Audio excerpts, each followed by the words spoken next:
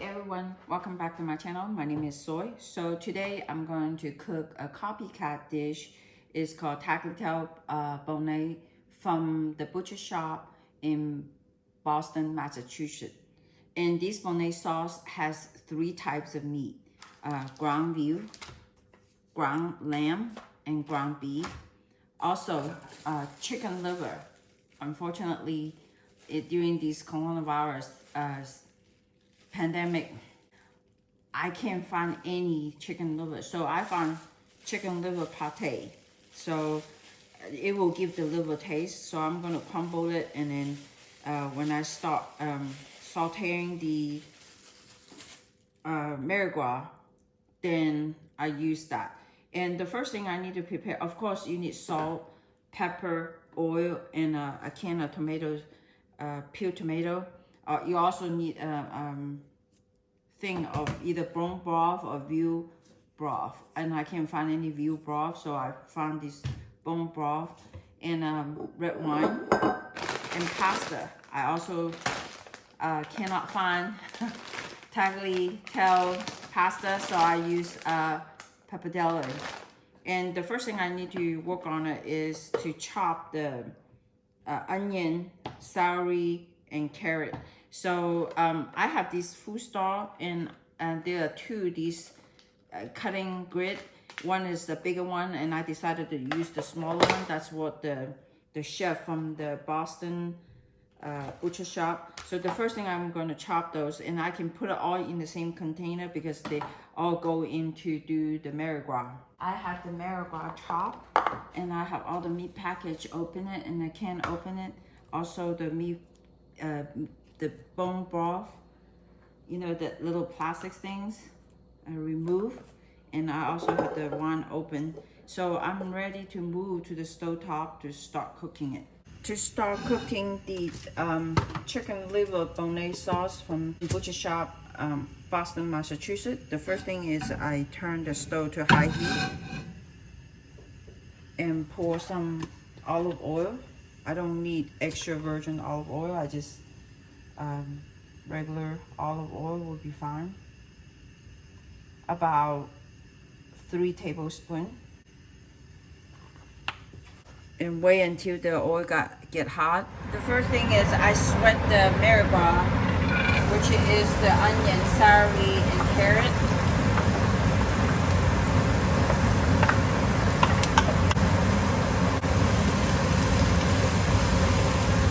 After the onion, celery, and carrot marigua goes in, and I put about 2 teaspoons of salt and pepper,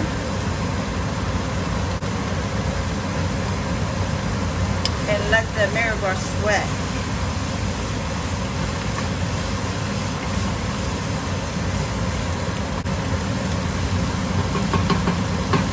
When the onion turns translucent, you put the chicken liver. At this point, I don't have chicken liver, so I put chicken liver pate. So give that liver taste.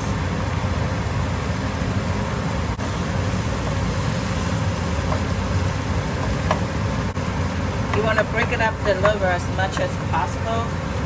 I have cooked this dish once. I used the chicken liver, so when you're cooking it and then it starts falling apart, but it won't completely fall apart. So, but when they fall apart, it gives the sauce that special livery, has a hint of livery taste. So at this point, I'm gonna put all the meat inside. The 3 meat: the ground beef, ground lamb, and ground veal, all go into the pot. And meat does not have any seasoning, so since it's quite a bit of meat, it's about 3 pounds, so I'm going to put a tablespoon equivalent to 3 teaspoons. Sprinkle some pepper and start crumbling the meat. The meat, when you first put in, it's really hard to break it up. So once the heat hit to the meat, it's a lot easier to break. So I'm going to continuously break the meat. One of the things that this dish uses a lot is sage. So it uses quite a bit of sage. So I'm going to cut some sage and start chopping them up. And it's probably half of these plant. I bought this plant is for that reason, for this dish reason. So I'm going to prepare the sage. So we're prepared to put into the dish. So the meat is all brown, and I turn the heat back on. The first thing you put is the pureed tomato or tomato sauce. Put a whole big can, and you put a cup of this sage. Lots of sage. The sage is do the talking. The sage is give the dish the aroma. And stir them. And you put dry red wine.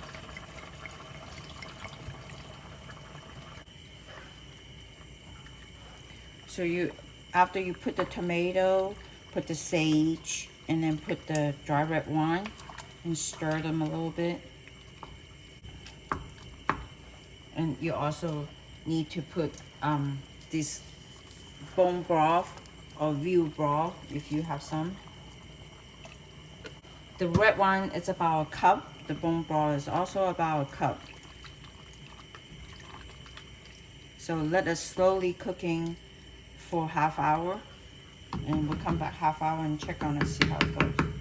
I put another can of tomato sauce, the smaller can, the 15 ounce. I'm gonna cover it, let it simmer for half hour. It's already half hour, and I wanted to taste the sauce, whether that's salty enough or what else needs to be added.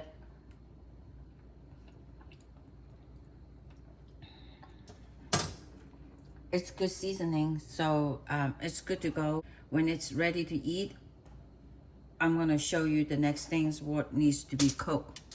Like the pasta mixed with the sauce with cream and stuff like that. See a little bit. Now the sauce is, the chicken liver bolognese sauce is ready, so I cook some pasta, and which take about 10 minutes. I don't have tagliatelle, so I use Pappardelle. The pasta is done, and if you want to test the pasta whether it's done, and squeeze one of them, see whether it feel like a puppy ear, and they feel like a puppy ear at the moment. So after you take out all the pasta, so in a different stove, you turn it on to high heat with some extra virgin olive oil and some butter, and let the butter melt. It's equal amount. It's about 1 tablespoon of butter, 1 tablespoon of extra virgin olive oil. And when the butter is melted and the pan gets hot, when the butter melted, you put the sauce, put the chicken liver bolognese sauce. So you just scoop the bolognese sauce, add it into the frying pan.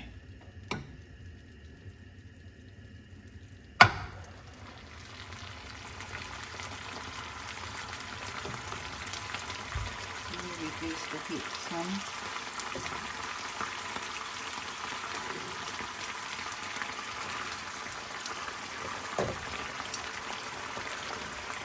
And put the pasta in there. Like what I said, I don't have the pasta that I'm copycat with, so I use the white pasta called the Pappardelle. Bolognese sauce key ingredient is heavy cream. So you need to pour some heavy cream and mix them together. So the cream is kind of orange color instead of red color. And not enough.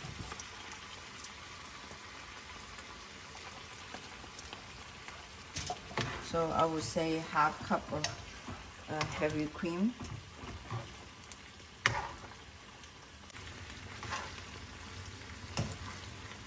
Okay, the tagliatelle Bolognese sauce from the butcher shop in Boston, Massachusetts is done.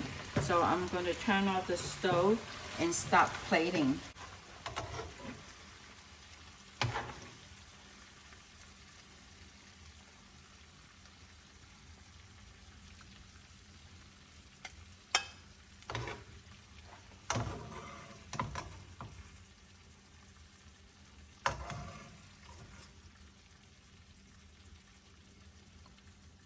Here you go.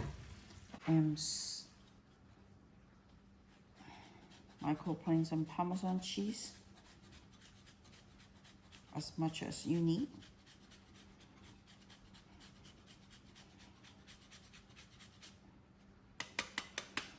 Here you go. That's the copycat of tagliatelle Bolognese sauce with chicken liver from the butcher shop, Massachusetts. Tastes wonderful.